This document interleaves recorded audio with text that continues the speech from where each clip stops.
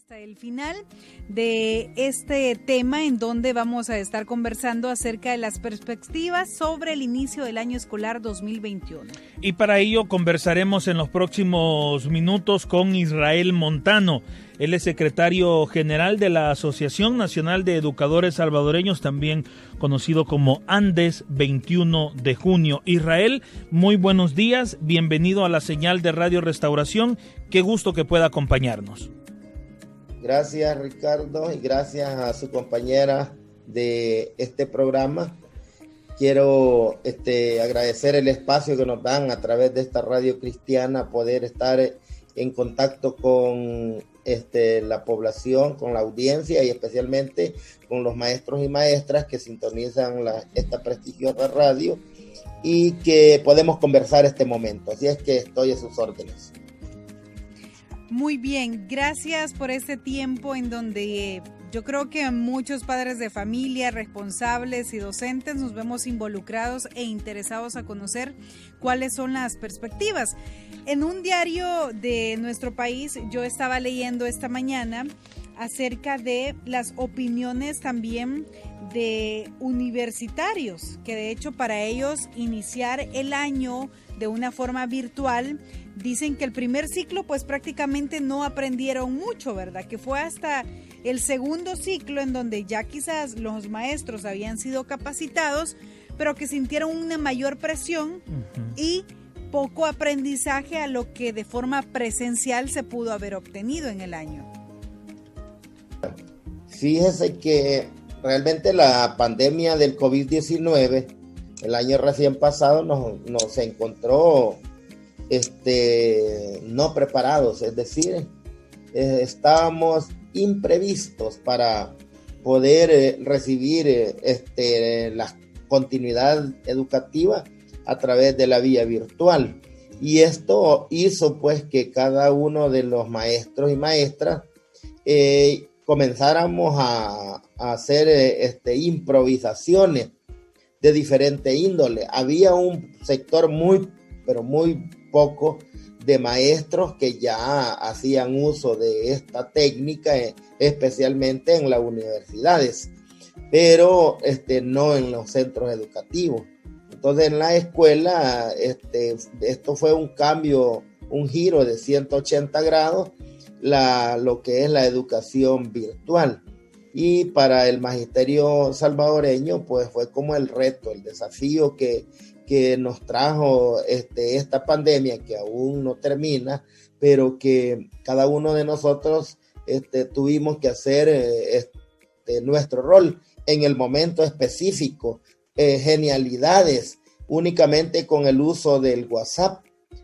Es impresionante cómo maestros y maestras a nivel nacional han tenido que trabajar con el uso de solamente la herramienta del WhatsApp, cuando la tecnología nos da una gama de estrategias y de plataformas las cuales podemos utilizar y perfectamente podríamos ser más efectivos en el proceso de enseñanza-aprendizaje. Entonces, esto es bien importante que lo analicemos como educadores y como organización. Nosotros lo primero que hicimos fue hacer una propuesta a la ministra de Educación para decirle de que la continuidad educativa tenía una serie de dificultades internas y externas y que había que juntarlas para poder avanzar. Por ejemplo, una de las mayores dificultades que se tuvieron fue que la mayoría del magisterio no estábamos preparados para poder utilizar las herramientas virtuales. Es decir, tenemos nuestro teléfono inteligente, computadora, algunos, pero no estábamos preparados para ello, para el uso de la herramienta. Y en segundo lugar, que una gran cantidad de maestros y maestras tenemos teléfonos que no son aptos para poder ser utilizados como herramientas, sino que simplemente como un instrumento para comunicación y poder responder un chat en WhatsApp. Pero si al teléfono se le pone ya, se le instala una plataforma, Zoom, Teams, ¿verdad? Un Stringer o se le instala un Google Classroom, entonces como que pesa se complica, el archivo y eso impide que el teléfono le funcione, para comenzar en el uso de la herramienta tecnológica que el maestro empezó a utilizar. Y eso, en ese momento vino la propuesta de la ministra o del ministerio de capacitar a los maestros en el uso de Google Classroom, que nosotros lo vimos bien. Es decir, en una época de crisis, de pandemia, en una época de crisis, nosotros tenemos que hacer genialidades. Correcto. Aprovecho el espacio de Radio Restauración para felicitar a los maestros y a las maestras que con un gran sacrificio tuvieron que enfrentar y superar este reto. Israel, tomando en cuenta el panorama que ahora usted muy bien nos ha descrito de cómo se fueron tomando decisiones creativas sobre la marcha, tomando en cuenta las dificultades de acceso a las tecnologías por parte de los maestros y tomando en cuenta que existió algún tipo de capacitación, puntualmente antes 21 de junio, ¿cómo toma la decisión del Ministerio de Educación de iniciar el año escolar 2021 de manera virtual? Bueno, para nosotros compartimos esa visión.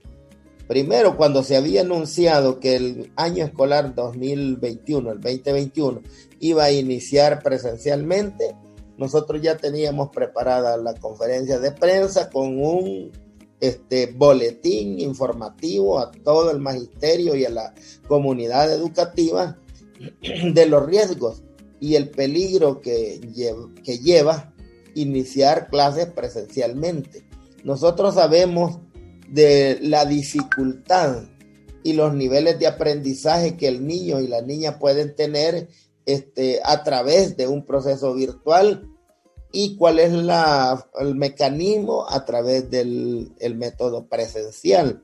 Pero para nosotros es necesario, ¿verdad?, que las clases iniciaran de esta vía, es decir, virtualmente, porque estamos viendo los efectos de la pandemia que está generando, por ejemplo, en Europa, en Estados Unidos. Entonces, y El Salvador no está exento de esto, es decir, en nuestro país hay un incremento de contagio de COVID-19. Que nosotros querramos o no querramos, esto es así, porque la gente llega un momento en que se acostumbra a convivir con la dificultad del virus. Aquí llega un fenómeno que es el que nosotros esperamos que se dé, se le llama la inmunidad del rebaño. La inmunidad del rebaño es cuando la gran mayoría de gente le llega el virus, pues le da y sobrevive, lo supera y está avanzando. En ese sentido, cuando más del 70% de la población ha sido contagiada, entonces como que el virus choca y ya no genera estragos, que es lo que nosotros estamos viendo en este momento a medida avanza el tiempo. Entonces el año 2021 es un año muy difícil para nosotros los educadores. Primero porque iniciar virtualmente implica que, quiérase o no, hay una franja, hay un sector del sector estudiantil que no puede y que no tiene acceso a la educación virtual, y allí estamos excluyendo a una gran parte del estudiantado a nivel nacional. Por ejemplo, en las zonas rurales no es porque no quieran, sino porque la señal del internet no llega. Esa es una dificultad. Otra dificultad es que hay un buen sector de la población estudiantil que nuestros padres y madres de familia no tienen la capacidad económica para tener en su poder una tablet, una computadora o un teléfono inteligente con capacidad para enfrentar el proceso de educación virtual. Y de otro elemento, un tercer elemento, muchos maestros carecen, ¿verdad? No les da el presupuesto de su salario para tener una buena herramienta y tener una conexión efectiva y decir vamos a lograr vencer el reto. Entonces esas son como las dificultades, y luego viene el uso de la herramienta. Nosotros, el magisterio se le capacitó para utilizar la plataforma de Google Classroom, pero nosotros, cada uno de los maestros, algunos hemos estudiado por aparte. Por ejemplo, en el caso como dirigente sindical, yo tuve que estudiar pues un diplomado para el uso de los ambientes virtuales, para poder tener la capacidad de conectarme y poder manejar las diferentes plataformas y poderlo hacer con mis compañeros en los 14 departamentos sin necesidad de salir de casa. Entonces, y si nosotros lo hicimos, así lo han hecho miles de maestros. Por eso es que yo siempre no me canso de felicitar a los maestros por la genialidad y la capacidad, la entrega que se tiene en este proceso, y es bien importante. Y por último, felicitar a los padres de familia, Ricardo y compañera suya, sí, porque en este proceso educativo que vamos a iniciar en el 2021 y el que recién pasó del año 2020, vimos un fenómeno. Los padres y madres de familia, nunca ellos habían tenido esa oportunidad de estar con su hijo o hija, recibiendo la clase, compartiendo, ¿verdad? Y el padre de familia, han habido momentos donde él se ha sentido muy satisfecho y ha hecho su labor. Si esa labor que el padre de familia hizo en los 6 meses de confinamiento que tuvimos del COVID-19 en El Salvador,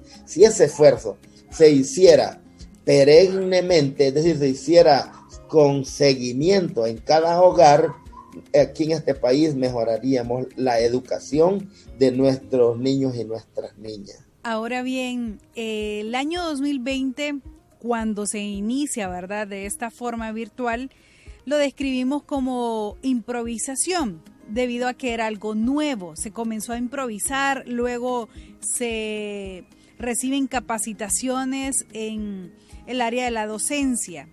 Para este 2021, con todas estas deficiencias que hemos escuchado, Israel, que usted nos ha mencionado, ¿cree que se puedan superar estas deficiencias y que la calidad del aprendizaje será menor, será mayor con todo este panorama que ahora ya conocemos? Fíjense que esa pregunta es muy interesante de responderla en el sentido del compromiso que cada maestro y maestra tiene a la hora que va a realizar su práctica pedagógica. Y sinceramente le digo, este año la educación va a ser mejor, habrá mejores aprendizajes y los niños van a tener mejores resultados, porque no vamos a estar improvisando. Ya hay un programa, ya hay una base, un conocimiento base en el manejo de la plataforma virtual, que es la más común y la más fácil para que el maestro pueda dominar, que es la de Classroom, ¿verdad? Y en ese caso considero, ¿verdad?, que cada maestro y maestra hará sus esfuerzos extraordinarios, y el maestro que aún no lo ha hecho, el reto que inicia este año 2021 es que lo haga, es que él se incorpore a capacitarse. Y aprovecho la oportunidad porque de los 48,000 maestros que tiene el sistema educativo salvadoreño, 30,000 fueron en la primera fase capacitados, ¿verdad? Y luego otros 4 o 5,000 más, pero la verdad es que en este momento hay 12,000 maestros, según datos de la ministra de Educación y del mismo ministerio, hay 12,000 maestros que no han recibido la capacitación. ¿Cuántos estudiantes van a ser atendidos por esos 12,000 maestros que aún no se han capacitado? Esa es la pregunta que nos hacemos. Entonces, y nosotros como dirigentes sindicales que velamos por la reivindicación del magisterio, de los maestros, pero también porque reciban clases con calidad nuestros niños y niñas del sistema educativo salvadoreño, pues hacemos un llamado público a los compañeros, a estos 12,000, para que ellos puedan, ¿verdad?, matricularse en estos programas que el ministerio va a dar para que se capaciten. Nosotros hemos hecho propuestas a la ministra de Educación que algunos profesores no se han capacitado porque el facilitador, cuando llega, empieza como que todos pueden utilizar básicamente una herramienta virtual. Es como cuando a uno lo invitan a la clase de inglés.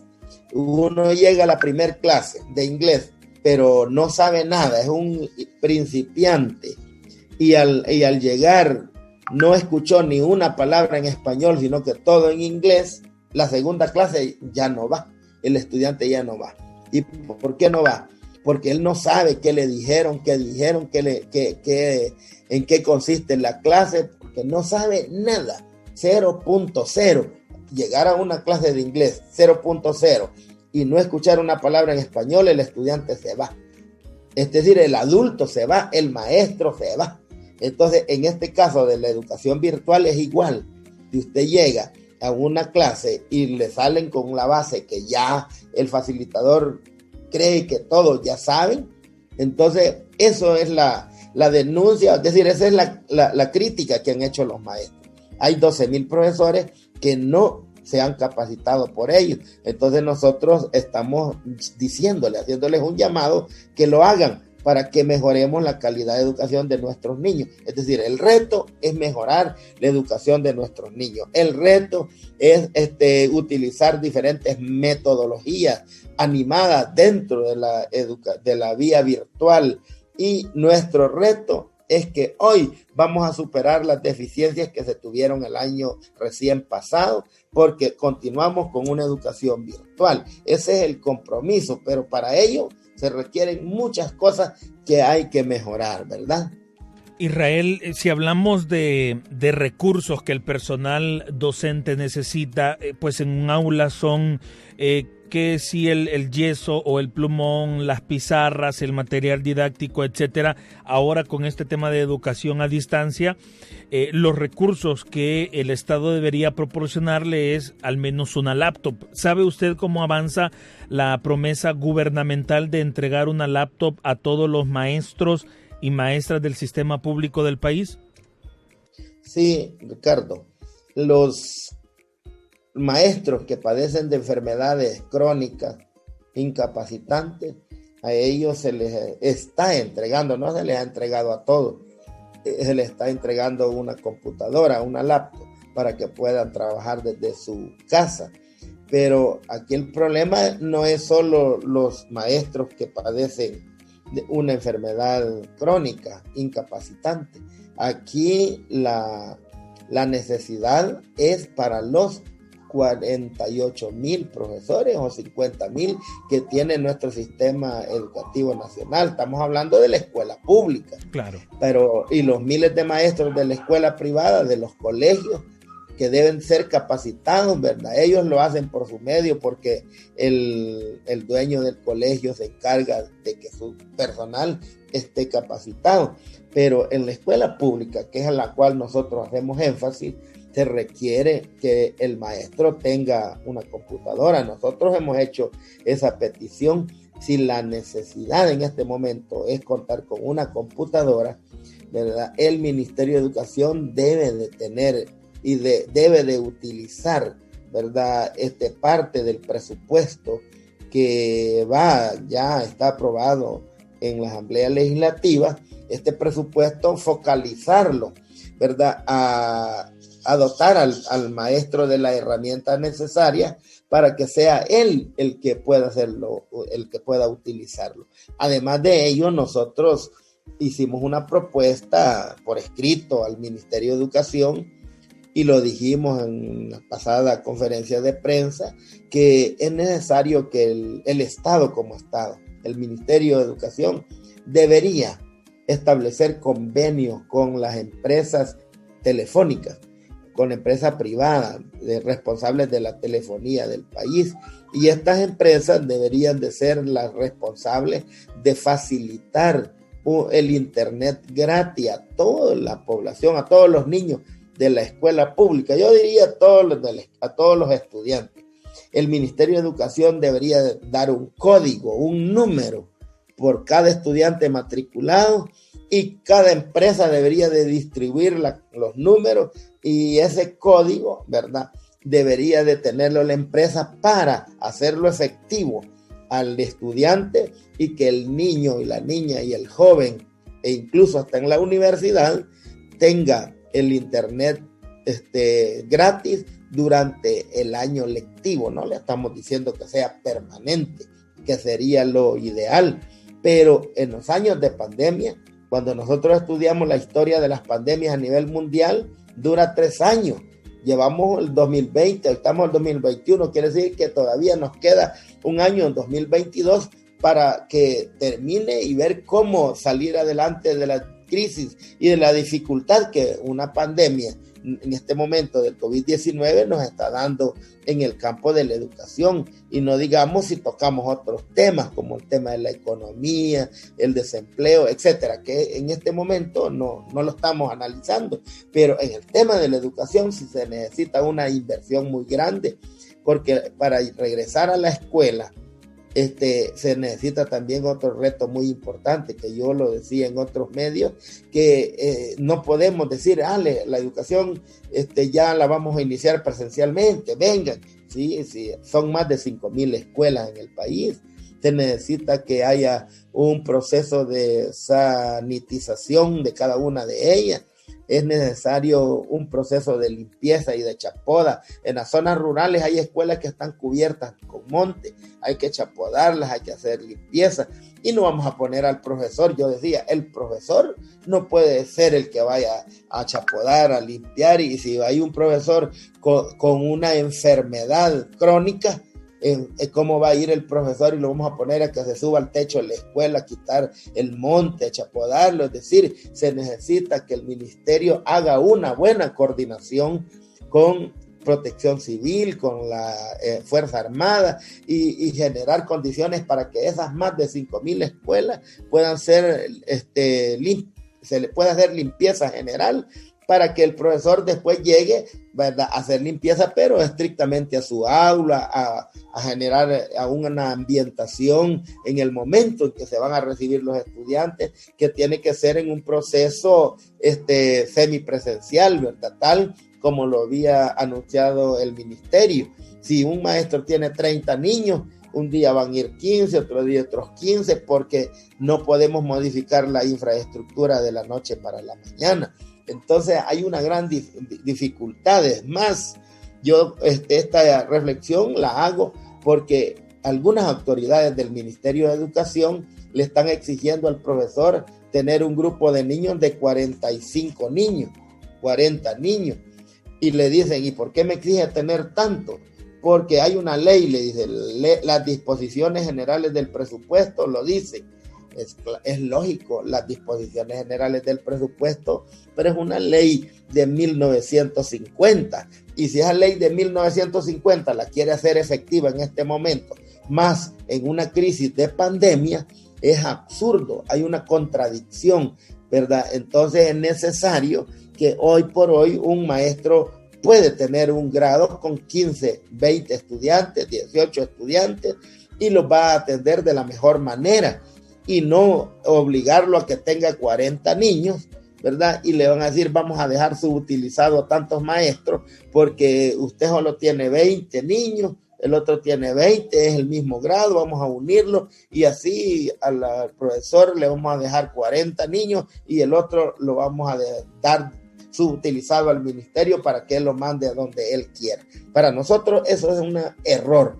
Y en algunos departamentos del país se está dando, y nosotros vamos a hacer esa denuncia en su momento, la hacemos en este medio, porque los profesores no pueden tener más de 20 niños en un momento de crisis como se está en este momento. Y que la educación es virtual, la educación es más personalizada. Yo quiero decir aquí, en la educación virtual, el padre de familia consulta, el niño consulta y el profesor tiene que estar respondiendo consultas al padre de familia, muchas veces fuera de horario. En las clases presenciales el profesor llega a las 7 de la mañana y a las 12 se retira de la escuela.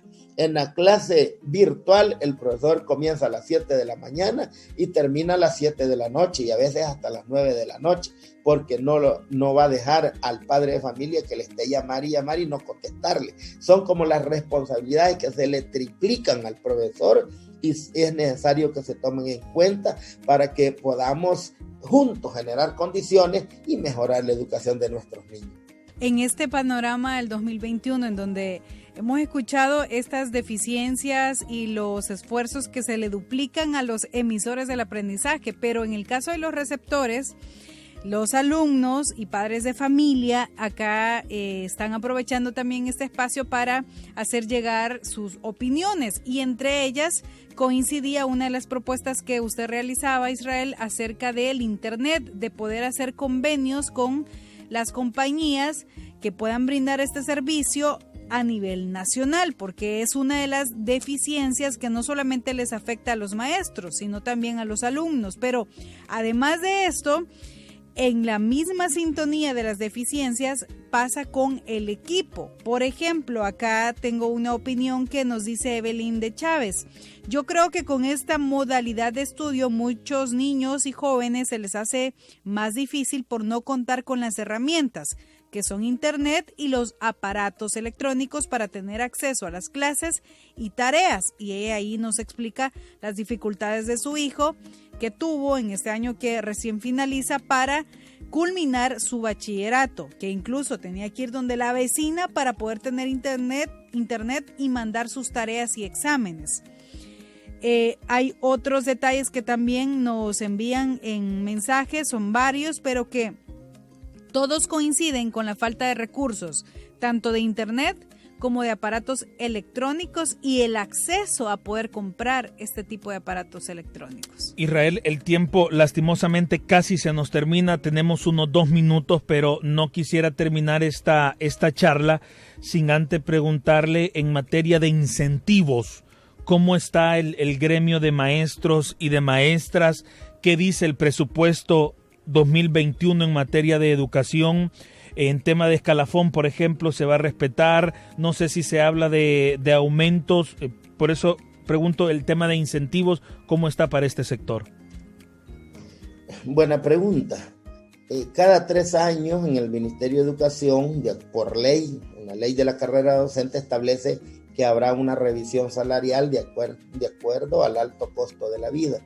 Es decir, si en 3 años nosotros nos acostumbramos y negociamos desde hace aproximadamente 26 años o casi 30 años, ¿verdad?